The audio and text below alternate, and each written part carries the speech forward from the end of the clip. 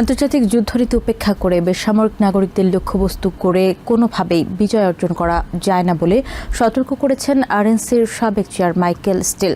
সোমবার এমএস নাওকে তিনি বলেন, নিরপরাধ মানুষের রক্ত ঝরিয়ে যুদ্ধে জেতা সরাসরি যুদ্ধাপরাধের শামিল।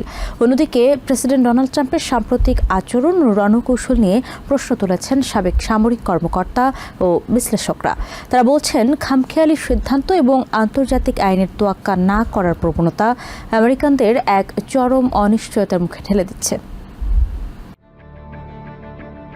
রিপাবলিকান ন্যাশনাল কমিটির সাবেক চেয়ার মাইকেল স্টিল মনে করেন, প্রেসিডেন্ট ডোনাল্ড ট্রাম্পের সাম্প্রতিক বক্তব্যে নতুন কোনো দিক নির্দেশনা নেই। মঙ্গলবার পরিস্থিতি কোন দিকে মোড় নেবে তা এখন অস্পষ্ট উল্লেখ করে তিনি সতর্কবার্তা দেন যে নিরপরাধ বেসামরিক মানুষকে হত্যা করে কোনো সামরিক লক্ষ্য অর্জন সম্ভব নয়। সাবেক জেনারেল বেরি ম্যাকাফি বর্তমান পরিস্থিতি নিয়ে গভীর উদ্বেগ প্রকাশ করেছেন। তার মতে, হোয়াইট হাউসের সংবাদ সম্মেলনে প্রেসিডেন্ট ডোনাল্ড ট্রাম্পকে কিছুটা অপ্রকৃতিস্থ ও অস্বাভাবিক মনে হয়েছে।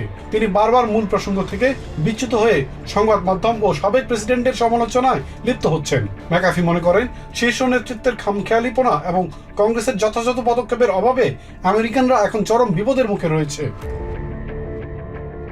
ইরানি আমেরিকান শিক্ষাবিদ কিয়ান তাজবক্স মনে করেন, প্রেসিডেন্ট ডোনাল্ড ট্রাম্প কিছুটা অতিরঞ্জন করলেও সামরিক কৌশলগত দিকটি এড়িয়ে যাওয়া যায় না। তাজবক্সের মতে, যদি কোনো স্থাপনা বেসামরিক ও সামরিক উভয় কাজে ব্যবহৃত হয়, তবে আন্তর্জাতিক নিয়ম অনুযায়ী আমেরিকার সামরিক বাহিনী সেটিকে লক্ষ্যবস্তু করার বৈধতা পেতে পারে।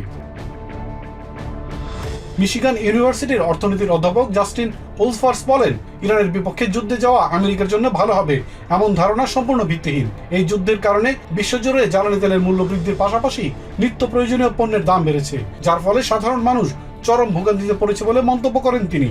ইউরোপে আমেরিকার সামরিক বাহিনীর সাবেক কমান্ডিং জেনারেল মার্ক হার্ডলিং প্রেসিডেন্ট ট্রাম্পের ক্রমবর্ধমান ক্ষমতার মোহ নিয়ে প্রশ্ন তুলেছেন। তিনি বলেন, প্রেসিডেন্ট ট্রাম্প জেনেভা কনভেনশন বা আন্তর্জাতিক আইনের তোয়াক্কা না করে নিজের ইচ্ছামতো কাজ করতে চাচ্ছেন, যা বৈশ্বিক নিরাপত্তার জন্য বড় উদ্বেগের কারণ।